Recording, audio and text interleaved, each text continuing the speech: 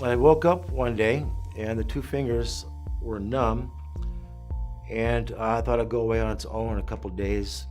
And after about 2 weeks, it progressed worse into the other fingers. And then my thumb became useless. It had no strength or muscle at all.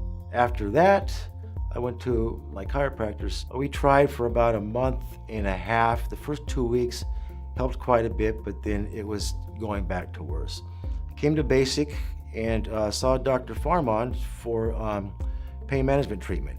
James came in to see me chiefly because of a complaint of electrical, sort of burning type pain that he was experiencing in his left arm. Since he had already gone through some very conservative and appropriate treatment, my recommendation to James was to try a cervical epidural steroid injection to try and reduce the inflammation in his neck further.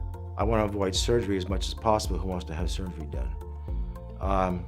We went for one spinal nerve block.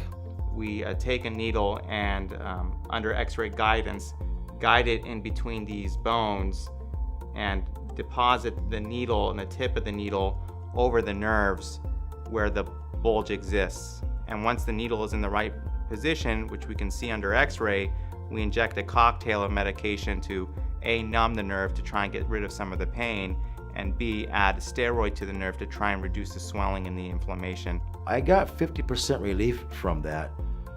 Called back, so about 2 to 3 weeks later, had a second one done. And it stayed the same. Unfortunately though, with the second epidural, we didn't make any further progress than we had with the first. I thought it would be in James's best interest to have a surgical discussion with one of my colleagues to see if there was anything else they can offer him. I think Dr. Farmon, for what he's done, he's a great guy. He helped me out quite a bit. And then I had to get a consultation with a surgeon, Dr. Tai. The model that we have here at Basic is that surgery is the absolute last option. So when James came to us, even though he had a pretty significant problem, we did have some options for him that didn't involve surgery. Initially, he saw Dr. Fairmont.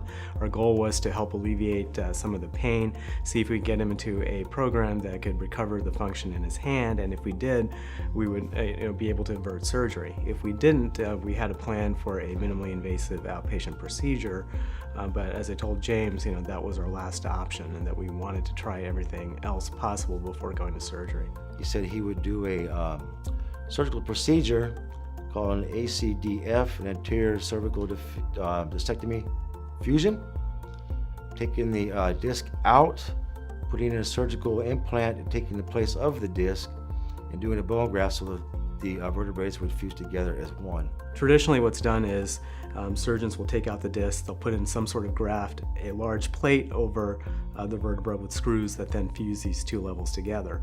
In order to do that, traditionally you would have to make a incision that's a couple inches long. The surgery itself could take upwards of 4 hours. Using some of the newer technologies for this type of procedure, we were able to make the incision about 1.5 centimeters long. The surgery itself took about 30 minutes, and we were able to successfully remove the disc and put in a very low-profile small implant that got James better. I'm here 6 weeks out of surgery, no issues whatsoever. All the issues I had 5 things going on, from annoying to very painful. They are all gone. I can move my head from the right to the left, back, forward. The brace came off last week. I don't need it no more. I don't even have a scar to speak of on the front of the neck where the incision is made. I told Dr. Tai, it's no problem if I have a scar or not. So he's not going to get one from me. So good job done.